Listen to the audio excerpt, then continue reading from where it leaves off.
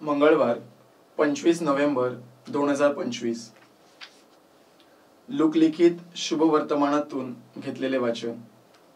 मंदिर उत्तम पाषाणांनी आणि अर्पणांनी कसे सुशोभित केलेले आहे याविषयी काही जण बोलत असता येशूने म्हटले, असे दिवस येतील की जे तुम्ही पाहत आहात त्यातला पाडला जाणार नाही, असा चिऱ्यावर चिरा राहणार नाही। तेव्हा त्यांनी त्याला विचारले, गुरुजी, ह्या काळाची ह्या गोष्टी केव्हा होतील आणि ज्या काळी ह्या गोष्टी घडून येतील त्या काळाचे चिन्ह काय?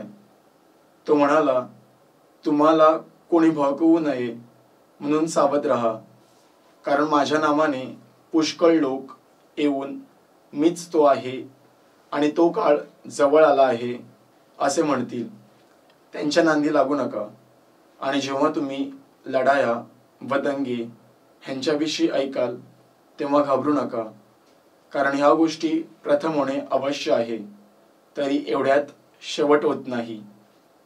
मग त्यांनी त्यांना म्हटले, राष्ट्रावर राष्ट्र आणि राज्यावर राज्य उठेल, मोठमोठे भूमिकंप होतील, जागोजाग रोगराई येईल व दुष्काळ पडतील आणि भयंकर उत्पात व आकाशात मोठी चिन्हे घडून येतील।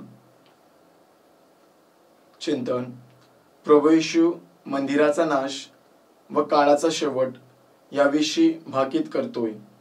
इसवी सन 70 मध्ये तीतस रोमवरून येरुशलेमेवर हल्ला करतो व मंदिर उद्ध्वस्त करतो। ख्रिस्त मरण पावला, ख्रिस्त जिवंत झाला, ख्रिस्त पुन्हा येईल असे आपण मिस्सात घोषित करतो। येशूच्या पुन्हा येण्याबद्दल जे भाकीत आहे त्याचा दुरावलेले बांधव विविध अर्थ लावतात व त्याच्या पुन्हा येण्याच्या तारखा देखील घोषित करतात। प्रभू येशू मंदिराचा नाश व काळाचा शेवट याविषयी भाकीत करतोय।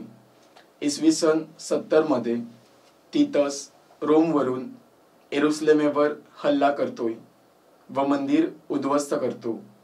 ख्रिस्त मरण पावला, ख्रिस्त जिवंत झाला, ख्रिस्त पुन्हा येईल असे आपण मिस्सात घोषित करतो। येशूच्या पुन्हा येण्याबद्दल जे भाकीत आहे त्याचा दुरावलेले बांधव विविध अर्थ लावतात व त्याच्या पुन्हा येण्याच्या तारखा देखील घोषित करतात।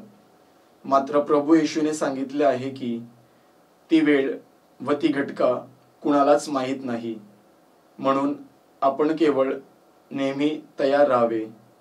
येशू जगाचा न्याय करायला केव्हा येईल हे आपल्याला ठाऊक नाही, मात्र आपण नेहमीच तयार व सज्ज असावे म्हणून आपण प्रार्थना करूया।